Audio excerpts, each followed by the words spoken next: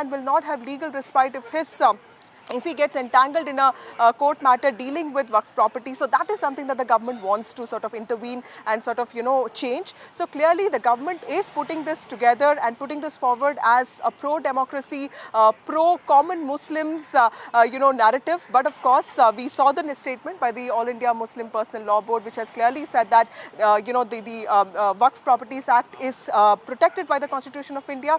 It is also protected by the Shariat Act of 1937, which means that any amendment to it will be interfering with the rights of the Muslim. This is something that Mr. Owaisi has also come forward and said. So clearly this is going to be a clash of narratives. But other than that, this would be probably one of the first ideologically aligned political move by the government if the bill comes in today. This is also August 5th. We're discussing just the abrogation of Article 370, which happened, in 2017. Today is the 5th anniversary. So clearly it's an important symbolic date.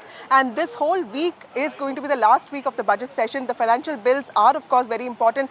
But this is critical when it comes to the political symbolism, something that the BJP needs desperately right now because, it doesn't have the magic number of 272, but it continues to be a dominant party. And it also wants to showcase that it will not compromise on its political ideology, even if the numbers may be a little fewer than what it may have expected. Well, certainly. And therefore, the reason perhaps government has stated that there were several amendments that were made in the past, but there were a long demand from the major community of Muslims that there should be amendments that should be brought in, and therefore the reason the government had brought this bill this week. But of course, political showdown will continue as we are witnessing since yesterday when this news floated out. But in the parliament, outside and inside as well, certainly when the bill will come up, we will see different narratives coming out from different political parties.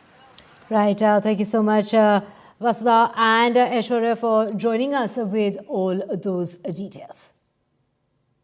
Switching tracks now to Karnataka, and this is the governor of Karnataka that he's likely to respond on the Congress minister's resolution urging him to reject the request for prosecution if the chief minister of Karnataka in the Mudda scam. This comes at a time where the BJP has been holding a 7-day protest march from Bengaluru to Mysuru while demanding the resignation of the chief minister of the state. Now, it is K.C. Venugopal as well as Randeep Surjewala that held a meeting with Chief Minister Siddaramaiah. The meeting was to tackle the agenda of the BJP. The Congress has been claiming that this is BJP's deliberate ploy to dislodge or to destabilize the government of Karnataka. We have my colleague Pratibha joining us. Pratibha, take us through, what really came out of that meeting and what is expected as far as the governor is concerned. He's likely to respond on that request that is being made in order to prosecute the chief minister.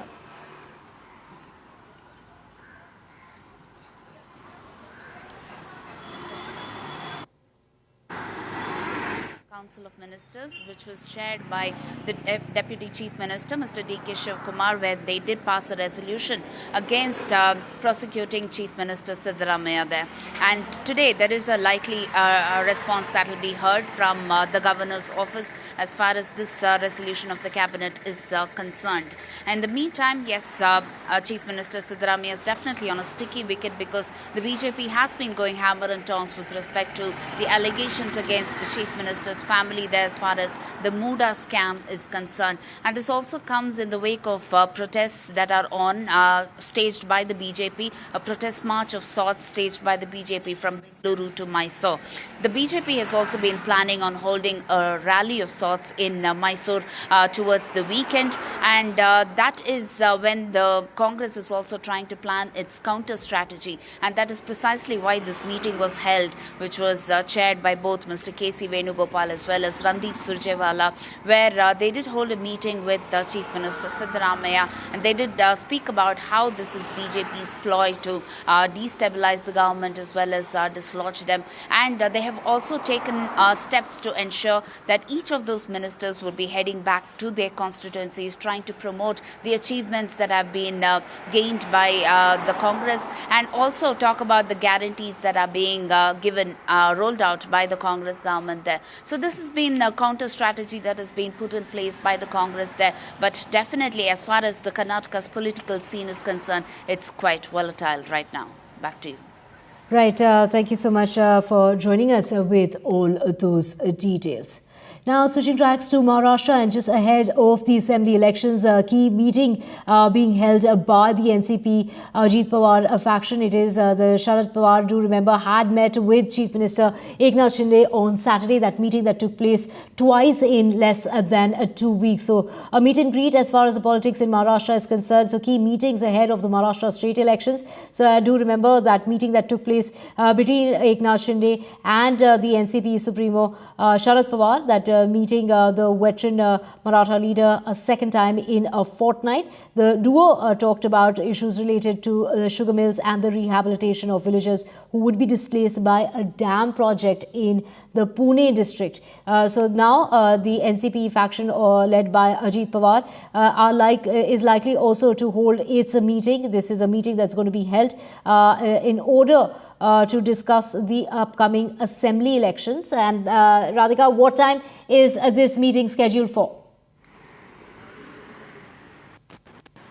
Multiple meetings happening in Maharashtra ahead of polls. Of course, there are multiple meets and greets, not just within the party, but across party lines as well. Rival leaders also meeting each other. That's what we saw over the last few days. Yes, as you mentioned, Sharad Pawar met Eknath Shinde, of course, to meet Prime Minister Modi. However, that has been postponed now. But yes, an all-important meeting of NCP Ajit Pawar faction to take place today, post which there will be a press. This is on assembly polls again. Negotiations happening. Ajit Pawar not in the best position at the moment as a result of the debacle that it faced during Lok Sabha elections. It just won one seat of the four, which is why it is not looking good in the bargaining negotiation table. Ajit Pawar party is under pressure to ask for close to 80 seats, but it may not get that many seats, which is why multiple strategy meetings happening. Of course, BJP also holding its own set of meetings. We did see Ajit Pawar meeting Amit Shah last week. Devendra Fadnavis also meeting central leadership, and besides that, Eknath Shinde could be meeting Prime Minister any time this week, perhaps today itself, this evening or tomorrow. All the negotiations happening within Mahayuti. Remember, Mahayuti's performance was not as great, which is why there is going to be a tug of war as far as seat allocations and candidates during assembly elections are concerned. Sharad Pawar did meet Eknath Shinde as well, but they were courtesy meets and over reservation is what both the leaders have said. As far as MV is concerned, looking better than Mahayuti, but Congress, calling itself the big brother, which is why multiple Congress meetings in the presence of Rahul Gandhi, Congress will be, sort of kick-starting its campaign as well. There will be an MVA meeting on August 7, again over seats and negotiations. Separate Congress meeting had been happening over the last several days with the central leadership also present. Uddhav Sena also meeting its set of leaders and Sharad Pawar as well. There will be a joint sitting of the MVA over seats. As far as MVA is concerned, Sharad Pawar may be wanting about 80 seats. Both, Uddhav Sena as well as the other party there are asking for a close to 100 to 150 seats, which is the Congress party. So both Uddhav Sena and Congress wanting almost equal number of seats. Will that happen? How the negotiations will take place in the days to come, and who will be the Chief Minister face is something that remains to be seen. Both the Mahayuti and MVA have not come with a CM face yet, since the allocation of seats have obviously taken priority at this point, and a lot of back and forth happening or will happen in the days to come as continuous meetings and meet and greet have been taking place in Maharashtra over the last few days, and it will continue to happen in the next few days as well. Going to be interesting and fascinating, as there have been splits that we saw as far as NCP and Sena are concerned over the last couple of years, which is why Lok Sabha elections results also came as a surprise. Post the splits, and assembly elections also going to be hard to predict considering the change in political landscape. Right, Radhika, all eyes on that meeting that's coming up. Multiple meetings coming up, in fact, as far as Maharashtra is concerned. Switching tracks now to the markets, and it's Nifty and Sensex that have declined 2%. The global sell-off markets plunge as global cues trigger market sell-off. Sensex trades below 80,000 and its Japan stocks plunge as much as 7%. And to get more on this, we have my colleague Sakshi Bajaj joining us. Sakshi, what has resulted in this decline that we're seeing early this morning? That's right. The global market sell-off on expected lines. Remember, we did see all benchmark indices and Asian markets, including Wall Street, slide sharply on Friday. This really, today, what we're witnessing is an extension of what happened on Friday. Now, why did markets slide on Friday and today? Well, for our viewers to understand, US economic cues were weak. The hiring report came in much weaker, and US investors reacted to that. The other thing that US investors very clearly reacted to was the fact that they felt the indication of the September rate cut should have happened much earlier. And analysts across the board saying this is too late in the day. The fact that the main interest rates in the US were at a record high for too long should have been actioned earlier so that the US economy could then look at consumption patterns, etc. So therefore, because of the US sell-off, we saw the Wall Street sell-off, we saw Asian markets plunge deeply on Friday, and today we saw Japan stocks plunge as much as 7%. We saw our markets open sharply lower, the Nifty and the Sensex sliding over 2% in trade, Sensex tumbling over 1,600 points, the Nifty tumbling over 500 points. All experts and analysts that NDTV has been speaking to have said that, look, this clearly is showing that we are now reacting to global cues. Indian markets are reacting to global cues. Going forward, concerns on geopolitical tensions in West Asia also could impact equity markets and oil prices, which we are already seeing a sign of. So really going forward, many analysts, while some are saying like, look, this is a buying opportunity. Others are saying that, look, valuations were anyway too stretched. And so therefore, this really is a reality check. But having said that, we're only seeing an extension of the decline across markets this morning. Right, this crash that we're seeing. Thank you so much, Sakshi, for getting us all those details. With that, we'll slip into a very short break. Back at the whole of mark.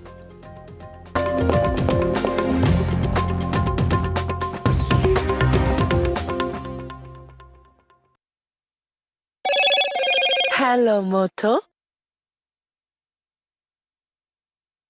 Motorola Razr 50 Ultra comes with Google Gemini.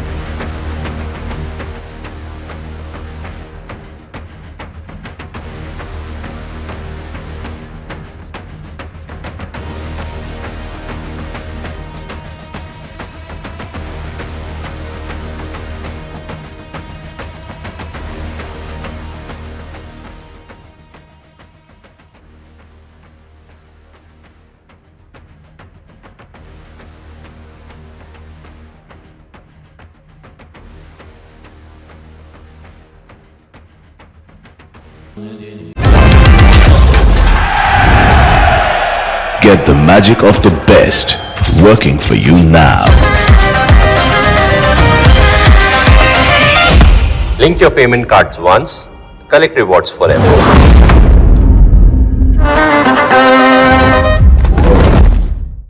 Stay informed and entertained with the new and updated NDTV News app. You can watch all our channels live, listen to podcasts, read breaking and exclusive news from around the world and more. Download the NDTV app today and get access to the best journalism and storytelling on your smartphone or tablet. The NDTV app. News that matters to you. After a great victory by Indian team, and today we are reporting from Manhole International Airport where we are showing these visuals. Arshdeep हमारे साथ हैं. बहुत ही performance सही सारे दी थे बढ़िया results मिले. We are in the city of Kanpur today because they have their champion back home, Kuldeep Yadav. Desperation for each and everyone to go there and win the World Cup, and we did it.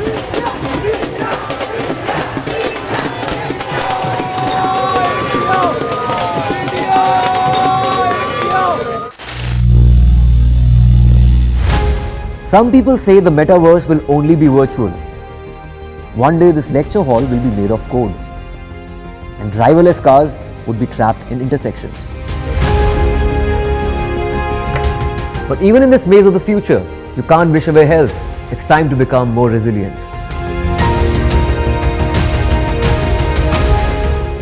10 years of Banega Swasth India, we have grown and achieved so many milestones.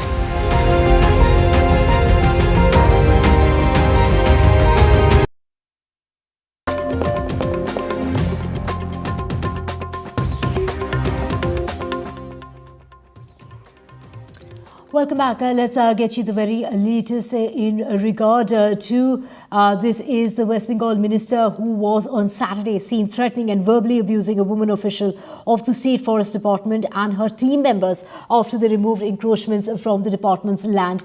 This is the minister who is the MLA of the TMC. He was flanked by the locals as he was seen in the video by television channels threatening the woman official identified as Momita Sahu of cutting down her stay there. The BJP has hit out at the TMC for the minister's behavior in public, and the TMC has gone on to react that this was wrong, it is undesirable, but also gone on to condemned the CPM and the BJP that they had no right to talk about this. We have Saurabh Gupta joining us to get us more on this. Saurabh, it is the Minister of West Bengal who resigned. This was after there was a lot of pressure from the party for the words that he used, but he's gone on to maintain that the woman officer was at fault. But now it is the TMC who's gone on to say this man was at fault, but it is also a problem of the BJP who have gone on to criticize this.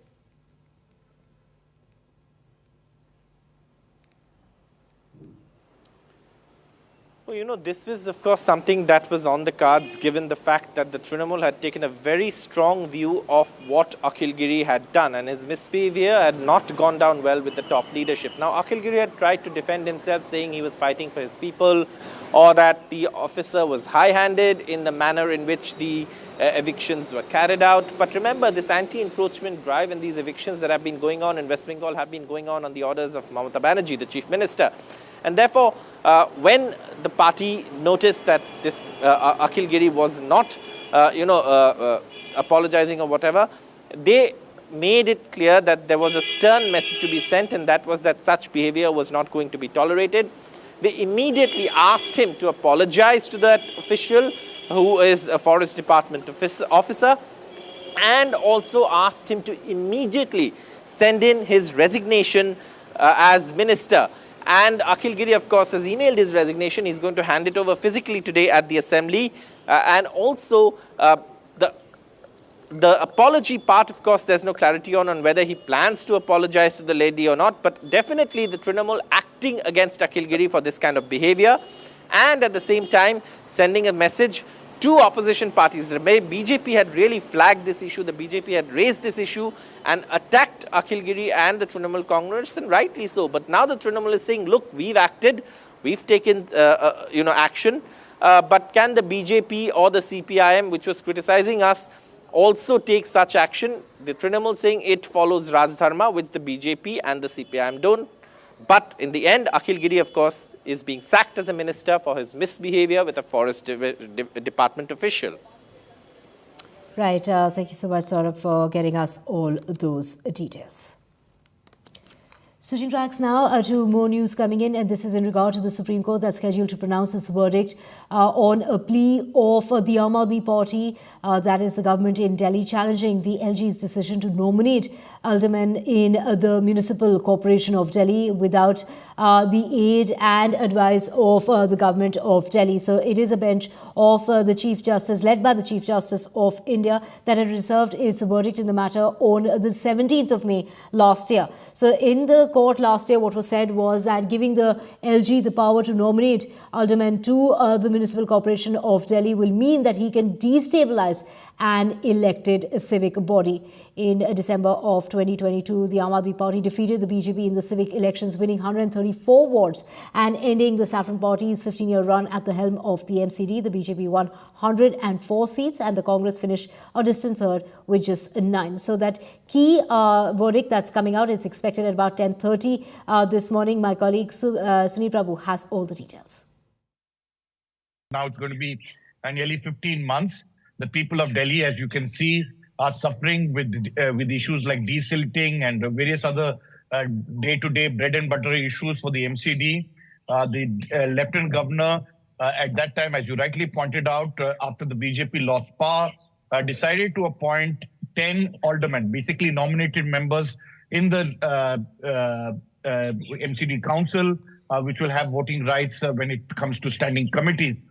This was contested by the Delhi government because the Lieutenant Governor did it on his own without the aid and advice of the cabinet in this regard. And that's something that is being under contest. As you rightly pointed out, the Chief Justice of India had said that this will destabilize a democratically elected municipal corporation at that time. The LG's lawyer, Mr. Sanjeev Jain, had argued, saying that what has been a practice doesn't necessarily need to be followed on a continuous basis. But be that as it may, between the fight between the Lieutenant Governor and the AAP and the Delhi government, hopefully today it will resolve a number of issues, ensure that the people of Delhi in particular get governance, because this is critical. This is important in terms of aid and advice, for a cabinet. The Lieutenant Governors, do they have far-reaching powers, or is it always on the aid and advice of the Council of Ministers? So it's in that context, we'll have to wait and see how things play out.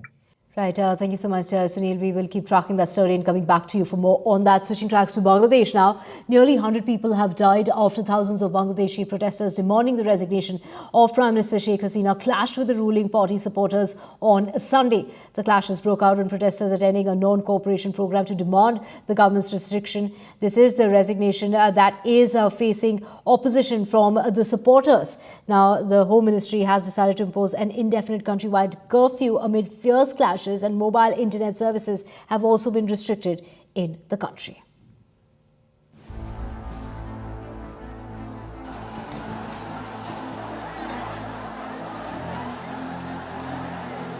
Authorities have imposed an indefinite curfew as protesters clash with police and Awami League supporters.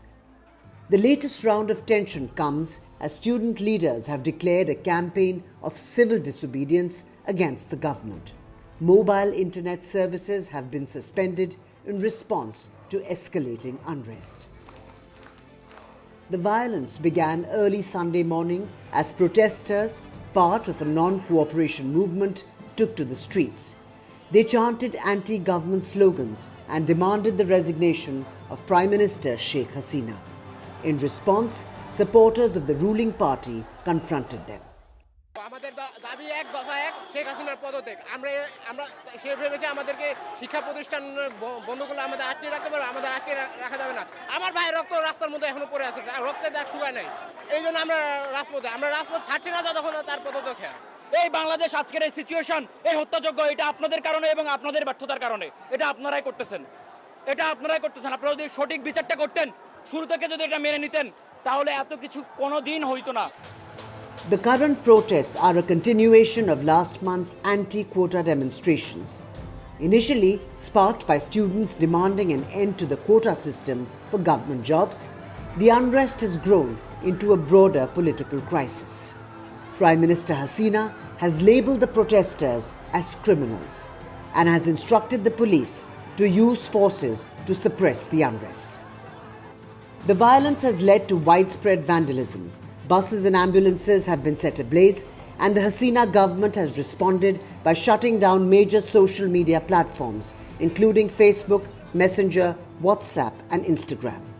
Mobile operators have also been ordered to disable 4G services. The Indian Embassy in Dhaka has issued a warning for Indian nationals to remain vigilant. As the protests continue to intensify, all eyes are on Prime Minister Sheikh Hasina and her government. The question remains whether they will be able to quell the unrest or if they will concede to the protesters' demands. For now, the situation in Bangladesh remains volatile. With Disha Bagchi, Bureau Report, NDTV. Well, my colleague Ghazali joining us to get us more on this. Ghazali, protests that resulted in the death of 200 people had simmered down but have now been reignited in the last 24 hours. Almost 100 people have died in clashes. What's really brought this on yet again? See, the protesters are demanding resignation of Sheikh Hasina, saying that her decision to enhance the quota for the family of the war veterans, which was later kind of curtailed by the Supreme Court of Bangladesh. They hold Sheikh Hasina responsible for bringing out those directions or those instructions in the government jobs. And now their single focus demand is that Sheikh Hasina should step down. And there is a march to Dhaka, kind of road march, which has been organized by Students Against Discrimination, a group which is spearheading this protest in Bangladesh. And widespread vandalism, violence, offices of Awami League, the party which is in power, as well as offices, government offices, homes, residences of the ministers. They have all been attacked in the last 24 hours in Bangladesh at multiple locations across the country. And that is why the situation is very alarming, because even after more than 91 people have been killed since yesterday, even today, the Students Against Discrimination, one of the anti-quota group, has organized a march towards Dhaka, the national capital of Bangladesh. And Sheikh Hasina has made her intent very clear that perhaps she will not concede to the demands of the protesters and has asked the army or the security forces to quell this protest by force. So it looks very imminent now that even today the situation will remain on boil in Dhaka, as security forces will try to quell the protest or sort of suppress those demonstrators who will try to march towards Dhaka, or if they take out any protest in other areas of Bangladesh. Internet has been suspended. A national holiday for 3 days has been announced by the government, and there has been clashes which is going on not only with the security forces, but the demonstrators are also clashing with the pro-government groups, be it the student groups which are aligning with the government or other groups which are aligned with the parties which are in power or in alliance with the Sheikh Hasina's party in power in Bangladesh. Right. Thank you so much, Ghazali, for joining us with those details. Switching tracks now to more news coming in, and this is in regard to the United Kingdom. The Prime Minister there has warned far-right protesters. This is, let's also get you the very latest when it comes to tension that has now in fact increased when it comes to the Middle East. The foreign ministers of G7 major democracies have called on all parties involved in the current conflict in the Middle East to avoid actions that could lead to an escalation. The G7 ministers expressed strong concerns about the recent events that could lead to a wider regional spread of the crisis, starting with Lebanon. Tensions heightened on Sunday in the Middle East, with the US moving warships to the region to defend Israel if Iran attacks, while several Western governments urgently told their citizens to leave Lebanon as Hezbollah launched a barrage of strikes targeting Israel. France has warned of a high volatile situation following last week's Israeli airstrike on a building that was in Beirut that killed a Hezbollah commander, and hours later Hamas political leader Ismail Haniyeh was assassinated in Tehran. We have my colleague Vishal joining us. Vishal, the message that's been put out by the White House is that their goal is to defend Israel, and which is why they moved warships to the region to defend Israel if Iran attacks. That is correct. So they have moved warships from the US, and also some fighter jets have, they're on their way to the Middle East to protect Israel in case Iran attacks any day. So reports are suggesting that the attack could happen any moment. Some reports say that the attack could happen in the next 24 hours, whereas some other reports say that the attack could happen on the intervening night of August 12 and August 13. So there are multiple reports saying multiple things, but the situation as we speak remains quite tense in West Asia. G7 countries, they have, appealed to all the people involved in the conflict that they should refrain from escalating the conflict to the next level. As we've been reporting that ever since the assassinations of multiple leaders of Hamas and Hezbollah, the tensions have escalated, and the chief of Hamas was assassinated in Tehran, which has irritated now the Iranian government, and the supreme leader of Iran has also said that Israel will be attacked directly. So back in April, Israel was attacked by Iran through about 300 to 400 drones. Most of them were intercepted by Iron Dome missile system of Israel. That was sort of a coordinated aggression, controlled aggression from Israel. How Iran chooses to respond this time, that remains to be seen. So we'll have to wait and watch. Thank you so much, Vishal, for getting us all those details. And with that, we're slipping into a very short break. Back with a whole lot more.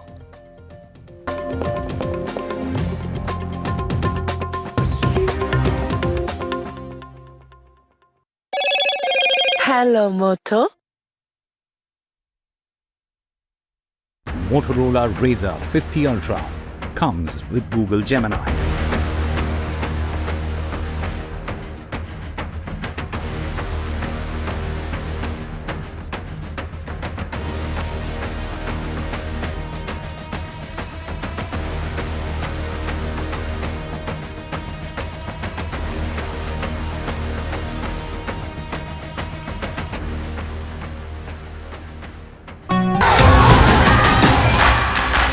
The biggest democratic exercise in the world. Team NDTV covers it from ground zero. BJP really had to fight a tough election this time. Unprecedented exercise. Unmatched coverage. There is no dispute. जनता को decide करना है. From polling to counting, NDTV brought you the most trustworthy news and updates.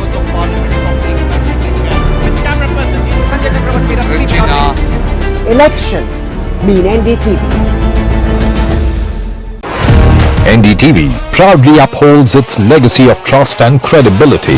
According to the prestigious Reuters Institute's Digital News Report 2024, NDTV is the top-most news platform in the country.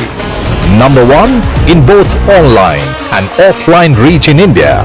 Beating all its competition, NDTV stands for trust. Stay informed and entertained with the new and updated NDTV News app. You can watch all our channels live, listen to podcasts, read breaking and exclusive news from around the world and more. Download the NDTV app today and get access to the best journalism and storytelling on your smartphone or tablet. The NDTV app. News that matters to you. After a great victory by Indian team, and today we are reporting from Mohali International Airport where we are showing these visuals. Arshdeep हमारे साथ हैं. बहुत ही performance आई सारे दी थे बढ़िया results मिले. We are in the city of Kanpur today because they have their champion back home, Kuldeep Yadav. Desperation for each and everyone to go there and win the World Cup, and we did it.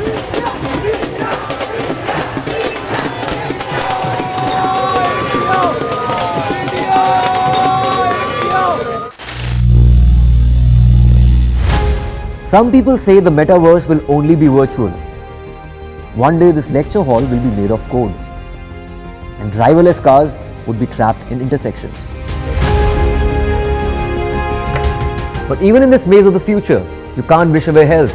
It's time to become more resilient.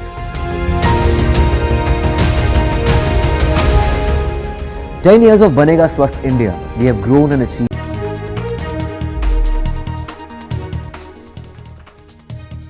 It's 10 a.m. You are watching NDTV 24/7. I'm Parmeshwar Bava. Let's begin with the top stories you need to know. Over 370 people have died in Wayanad landslides. The Wayanad rescue, while hundreds are still missing, villages have been washed away. The focus is now on rehabilitation.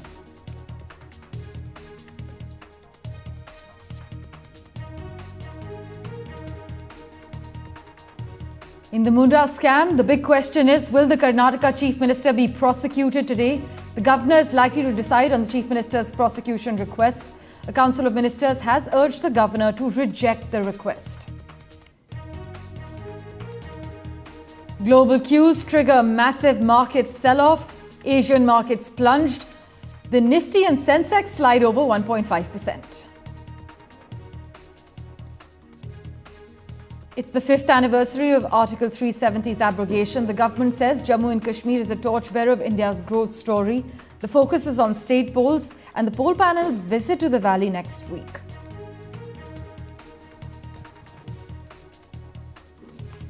Bangladesh is on the boil again. Over 90 people have died in fresh clashes in the neighborhood. Anti-government protesters vandalize hospitals and offices.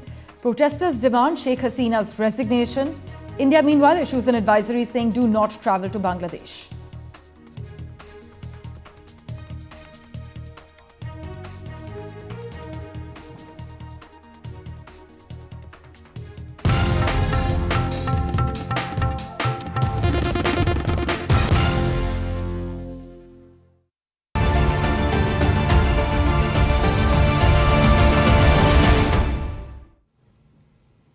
Our big focus remains Wayanad, where over 370 people have unfortunately lost their lives. Survivors at relief camps and hospitals continue to hunt for the missing ones from their family as rescue operations continue. But the Wayanad landslides have triggered political lessons and environmental concerns. The massive landslides that have rocked Kerala's Wayanad have claimed over 300 lives as we speak. As the rescue and relief operation continues, 220 bodies have been recovered as of now, while 180 people are still missing. This is what the Kerala Minister K. Rajan has confirmed. But the mass burial process of the remains of the unidentified people killed in the Wayanad landslide was carried out by the district administration over the course of the weekend on Sunday. The Army NDRF rescue operations continue in Wayanad. In fact, it's day 7 of the rescue relief operations in Kerala's Wayanad. The death toll has mounted to 373, absolutely tragic. Survivors at relief camps and hospitals continue to hunt for their missing ones in the family as these operations continue. But the landslides, they have triggered political lessons and, more importantly, environmental concerns regarding this area. These massive landslides, they have claimed over 350 lives, 373 to be precise. And as the rescue and relief operation continues, 220 bodies were recovered while 180 people were still missing as per the latest update that K. Rajan has given the media. Pratibha Raman has been on ground zero tracking the latest developments for you. Listen into her report. Several homes and villages that have been inundated, several of those unidentified bodies as well. So there has been a mass burial that was organized yesterday and it will continue to happen today as well. There were around 18 of the rescue personnel who had gone to retrieve one of the dead bodies that was found at the Sujipara river waterfalls there. And that is when they got stranded there. So a lot of difficulty in terms of the terrain as well when you talk about the Wayanad landscape there. And they will be airlifted today along with the dead body. So a lot of teams that are coming in together here as far as the rescue operation is concerned. Several of those families who are there at the relief camps are also trying to see if their near and dear ones have also survived the tragedy or if their bodies could really be found. They have been running from different hospitals to relief camps to find out the data there. So it has been quite a Herculean task for the rescue personnel, for the officials who have been working on this, as well as for those who have survived the tragedy, because when will life return to normalcy? Do they have a home to go back to? Do they have a family to go back to? There are absolutely no answers there. Quite a distressing situation as far as these landslides are concerned. There are also politics that are on, whether this a raging debate that is on with respect to whether this is a man-made disaster or whether this could have been averted, whether this is a natural phenomenon. A lot of discussion as well as political blame game that is on at that front. But in the meantime, priority definitely needs to be in terms of saving more lives here.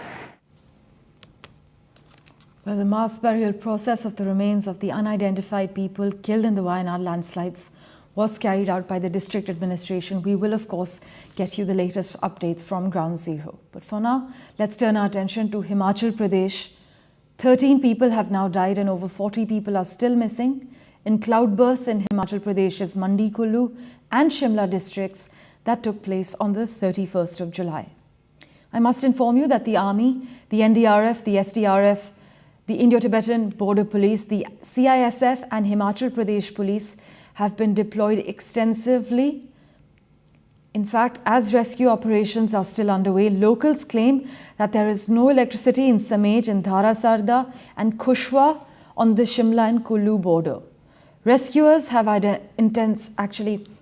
intensified the search operation by deploying more machinery, sniffer dog squads, drones and other equipment as well. Over 30 people are missing in the Samej village in Rampur subdivision. A total of 87 roads are closed in Himachal Pradesh due to incidents of cloudburst, flash floods and landslides triggered by heavy rain in the past 5 days. But the local Met Office has issued a yellow alert of heavy showers, thunderstorm and lightning at isolated places in the state till the 8th of August for another 3 days. But the Kullu-Manali highway, which was washed away in a cloudburst that took place on the 1st of August, Now, that highway has been partially restored, allowing one-way traffic movement as of yesterday. VD Sharma has been tracking the latest on Ground Zero. Here's what he had to give us in his latest update. Himachal Pradesh में 31 जुलाई को बादल फटने की घटना में अब तक जो है 13 डेड बॉडीज रिकवर हो चुकी है और 40 लोग अभी भी लापता है और रेस्क्यू ऑपरेशन आज 5वें दिन भी लगातार जारी है। NDRF, army, ITBP, CISF, Himachal police, home guards लगातार जो है सर्च ऑपरेशन चला रहे हैं। पिछले कल की अगर मैं बात करूं तो पिछले कल 4 डेड बॉडीज़ रिकवर हुई है। 2 रामपुर के से 14 किलोमीटर दूर जो है घटना स्थल से 14 किलोमीटर दूर रिकवर हुई है और 2 जो है मंडी में राजबन में 2 डेड बॉडीज़ रिकवर हुई है और कुल मिलाकर अब मरने वालों की जो संख्या है वो 13 हो गई है। 13 शव अब तक जो है पिछले 5 दिन में रिकवर हुए हैं और 40 लोग अभी भी लापता है। कई सैकड़ों में की संख्या में सड़कें हिमाचल प्रदेश में बंद है। 200 के करीब बिजली के ट्रांसफार्मर जो है ठप पड़े हुए हैं और इसी तरह से जो है 90 के करीब जो है पानी की स्कीमें भी जो है ठप पड़ी हुई है। और अभी भी हिमाचल प्रदेश में अगर मैं मौसम की बात करूं तो मौसम जो है अगले 9 अगस्त तक यानी 5 दिन अभी भी जो है मौसम विभाग ने येलो अलर्ट जारी किया है। With that, let's turn our attention now to Maharashtra, where Chief Minister Eknath Shinde will visit flood-affected areas of Pune today. He will meet the district administration and other agencies engaged in disaster relief. But the city, as we have been extensively covering, has been experiencing persistent heavy rain for the past few days. In response to incessant rainfall in Pune and the release of excess water from the Khadakwasla Dam, the Indian Army actually carried out relief work in the Ekta Nagar area over the weekend. Radhika Ramaswamy has been tracking the latest developments for us as far as Pune is concerned. She joins us live at the moment. Radhika, the IMD has issued an orange alert in Pune predicting heavy to very heavy rainfall at isolated places. That's right. Orange alert for Pune. There could be heavy rainfall today as well. But currently the situation is under control. Since Sunday evening, the rains in Pune have subsided, as a result of which, relief and rescue work is happening smoothly, because it did see the city and a neighborhood of Pune did see incessant rainfalls over the last several days. Today, of course, Chief Minister Eknath Shinde will be visiting Pune, speaking to the district administration as well as several other agencies and take stock of the situation. At the moment, situation under control. We did see several areas flooded, including Ekta Nagar, as a result of which Army, NDRF, SDRF were deployed, who carried out rescue and relief work over the last few days. All those people living in these low-lying areas have been evacuated. Of course, agencies ready for any kind of eventualities at this point. But currently, of course, situation under control. However, orange alert has been issued. So, heavy rainfall could take place in many areas in Pune. But what has happened over the last few days is, due to persistent rainfalls, there had been heavy discharge of water from lakes to river, almost about 45,000 cusecs of water from one of the nearby dams into the river. That also led to flooding in many parts. So at this point, of course, agencies have been pressed into service, and of course Chief Minister will be meeting district administration as well as emergency services in order to understand the situation, also visiting many of these flood affected regions. Right, Radhika, thanks so much for joining us with the latest update. Do stay on with us for the next update as well. As Radhika is reporting, the IMD has issued an orange alert in Pune. Meanwhile, unfortunate news coming in. A 4-year-old actually died after falling into a manhole while playing in Mukund Nagar area of Ahmednagar district of Maharashtra. We will just get you the visuals regarding this story. But if I can just recap for you, the Chief Minister is headed to Pune today. Meanwhile, inclement weather being reported from Ahmednagar district of Maharashtra as well. Let's go across to Radhika for the latest forecast as far as Ahmednagar is concerned and the latest update as well. Radhika, what details can you disclose regarding Ahmednagar at the moment? A very, very tragic incident that took place last evening. A 4-year-old child falling into a manhole as the manhole lid was weak, as a result of which the 4-year-old child who was playing in that particular area in Ahmednagar, in fact, fell inside the manhole. This happening at about 6 p.m. last evening. In fact, the boy was playing outside his home. He went a little further ahead of his residence and his parents started searching for him when he was found missing, after which, of course, they had to rely on that particular CCTV footage to understand where the boy went missing. In fact, he fell inside the lid, after which, of course, there were massive search operations that was carried out by family members and neighbors, after which they did find that CCTV footage which showed that the boy unfortunately fell into that manhole. So, of course, at this point, investigations are underway. There could be an FIR registered against the civic body, and this is not the first time we are seeing such manhole deaths. Even in the city of Mumbai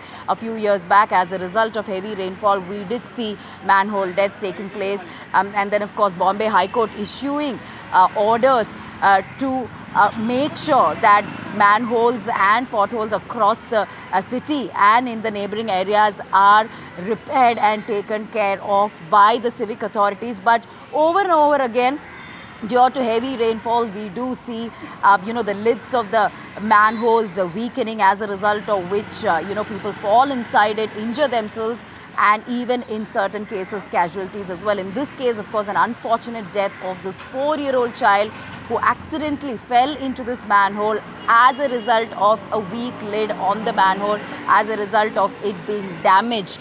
So at this point, of course, investigations are underway, and perhaps the civic body will have to take accountability of it. We'll wait and see what happens in the days to come as to who will be, charged for this death of this child. As always, Radhika, thanks so much for joining us with the latest details. With that, let's turn our attention now to Jammu and Kashmir. 5 years ago, on the 5th of August, Article 370 was abrogated, which took away Jammu and Kashmir's special status and statehood. The state was split into 2 union territories, as you're well aware. Following its revocation, the Jammu and Kashmir unit of BJP will actually hold a rally to celebrate the 5th anniversary of Article 370 abrogation.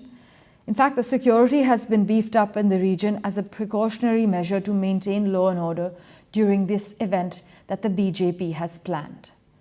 Opposition parties, including the Congress and the PDP, have criticized the BJP for organizing a ceremony to celebrate the Article 370 abrogation. Nazir Masoodi is with us. He's been tracking the latest developments for us. He joins us live at the moment. Nazir, now in contrast to the BJP and the rally that's planned, opposition parties like the Congress and the PDP have criticized the BJP for organizing these celebrations and termed it as a black day in India's history. Well, it is a day of celebration for the BJP, which they are planning, and it's a black day, and they are betrayal for the opposition parties in Jammu and Kashmir. Congress has also termed it as a black day, and they say it is the day when J&K's statehood was snatched. And it is the first time in the history of India when a